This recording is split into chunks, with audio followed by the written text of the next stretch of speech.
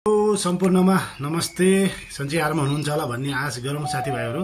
आज चाहिँ हामीले कसरी फेसबुकलाई एउटा प्रोफेसनल मोड बनाएर चलाउन सक्छौँ भनेर म चाहिँ तपाईँहरूलाई देखाउन गइरहेको छु। यो गरेर हामीले केही रकम भए पनि कमाउन सक्छौँ, किनभने फेसबुकले हाम्रो नेपाललाई पनि अहिले मोनेटाइजेसन टुल दिने र त्यसको चाहिँ एउटा योग्य देश बनाएको छ भने हामीले त्यसबाट केही रकम पनि कमाउन सक्यौँ भने त हामी सबैलाई फाइदा हुनेछ भनेर कसरी गर्न सकिन्छ, यो प्रोफेसनल मोड बनाएर त्यसबाट कसरी कमाउन सकिन्छ भन्ने कुरा म आज तपाईँलाई भन्दैछु, देखाउँदैछु।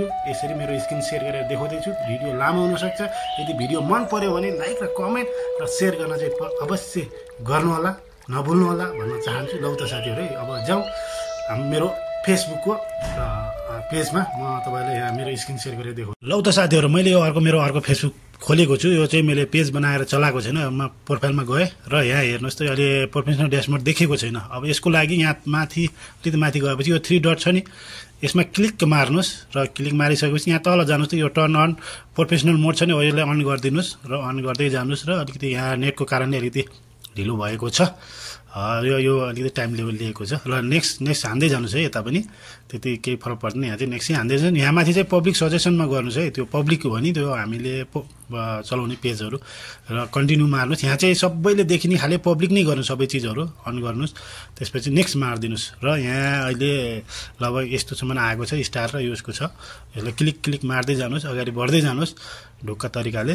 त्यसपछि एकछिन रोक्नुहोस्। अनि ल यहाँ चाहिँ अब तपाईँहरूले आफ्नो फ्रेम कस्तो राख्ने त्यो राख्न सक्नुहुन्छ। यहाँ त्यही गराउनुहोस् र नेक्स्ट चाहिँ पब्लिक नै गराउनुहोस् यहाँ पनि।